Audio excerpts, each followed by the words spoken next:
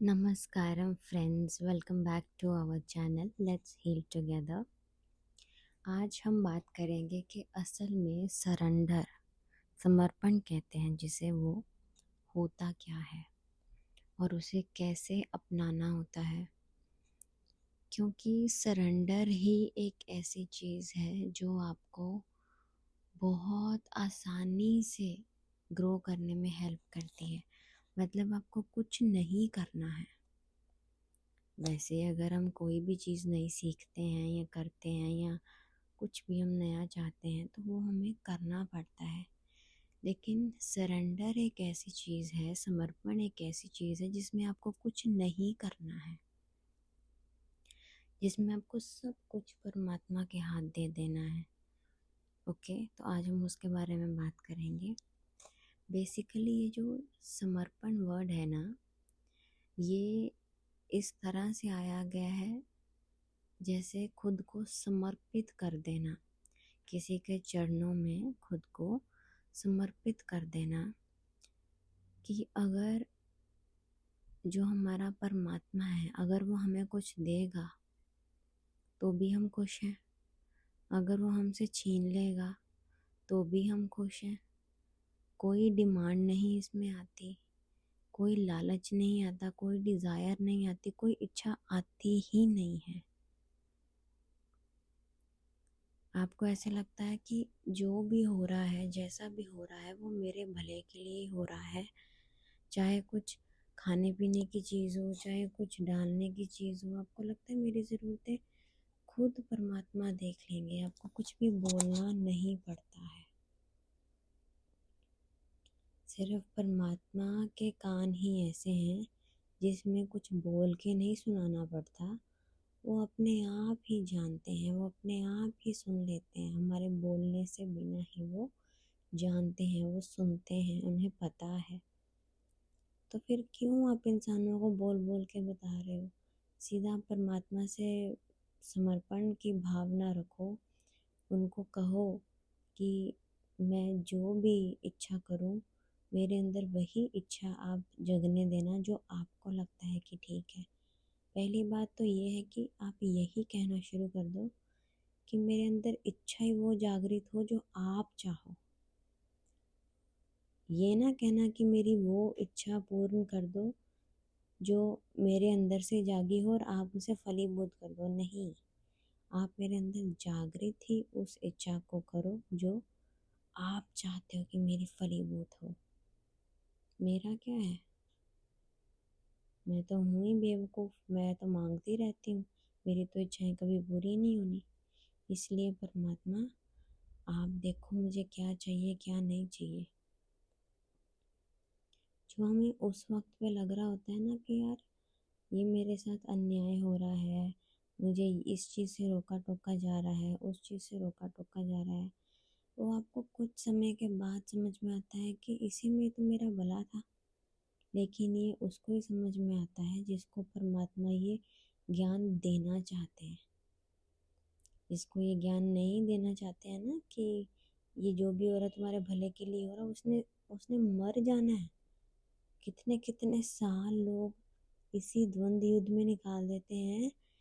उनको यही लगता रहता है कि जो मैं सोच रहा हूँ वही सही है, दूसरे सामने वाला गलत ही है ना। तो ये चेतना का जो ऊंचा स्तर है ना, ये भी परमात्मा कृपा से ही प्राप्त होता है। जैसे एक और चीज़ मैं आज डिस्कस करती हूँ कि जैसे परमात्मा कहते हैं कि जो मेरी ये माया है ना, जो माया मैंने फैलाई हुई है, इतना सारा मटेरियलिज्म, इतनी चीज़ें, दीन दुनिया, जो भी आप आंखों से देखते हैं या जो भी आप फील करते हैं, जिसकी आप आभास कर सकते हैं, जिसको फील कर सकते हैं, जिसको हाथ लगा सकते हैं, जिसको सुन सकते हैं, है ना, वो सारी माया, माया में रह के, माया में ना उलझना, ये तो सिर्फ परमात्मा की कृपा से ही आ सकता है।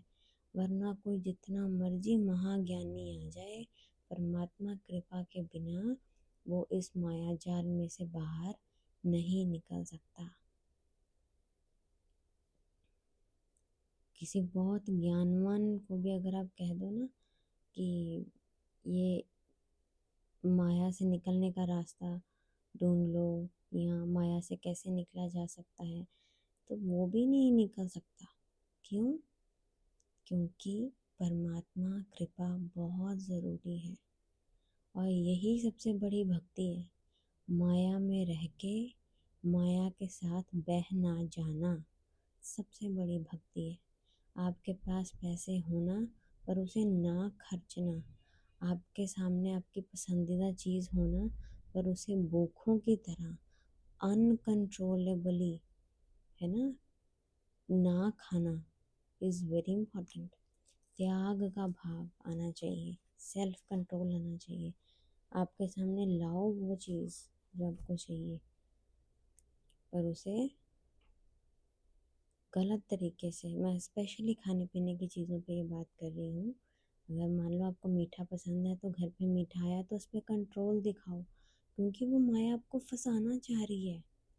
आपने देखा होगा जब भी आप सॉरी, जब भी आप सात्विक आहार पर शिफ्ट होना चाहेंगे उसी दिन आपको किसी की शादी का कार्ड आ जाएगा या कोई पार्टी कीर्तन ऐसे आ जाएगा।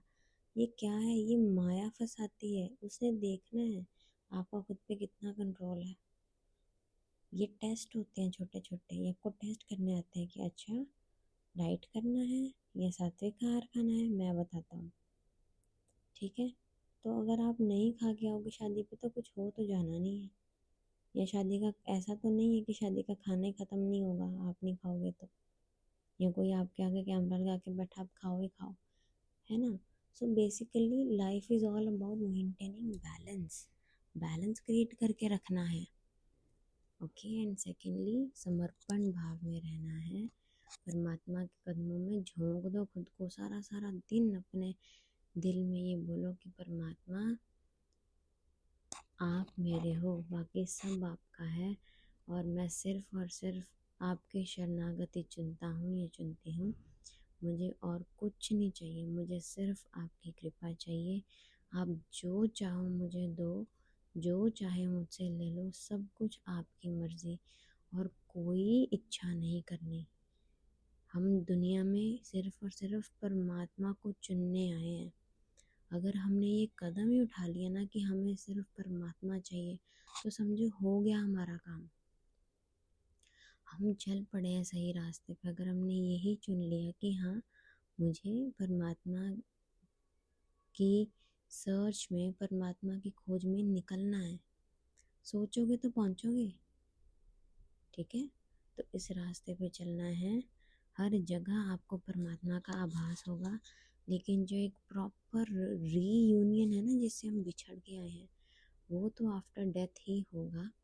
क्योंकि यहाँ पर आपको वो रास्ते पे चलना है जहाँ पर आपको दूर से परमात्मा नज़र आ रहा है, आपको वो रोशनी दिख रही है, वो बड़ा सारा स्वरूप आपको दिख रहा है, बस आपको चल के उधर तक पहुँचना है।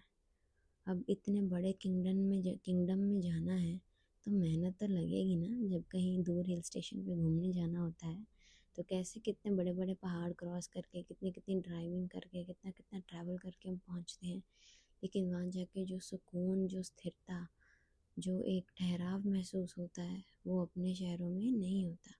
सो यही है कि आप समर्पित हो जाओ। जितना ज़्यादा आपकी हर चीज़ में समर्पण आ जाएगा, आपका जीवन आसान हो जाएगा। एक बार ट्राई करके देखो। Thank you so much. अगर ये वीडियो आपको लगता है कि किसी के साथ साझा करना चाहिए, किसी और को भी ये मैसेज पहुंचना चाहिए, तो ज़रूर से शेयर करना, वीडियो को लाइक करना, चैनल को सब्सक्राइब करना।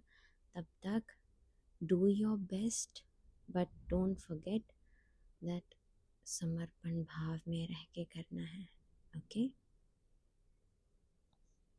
मिलते हैं आपसे अगले वीडियो में। Thank you so much.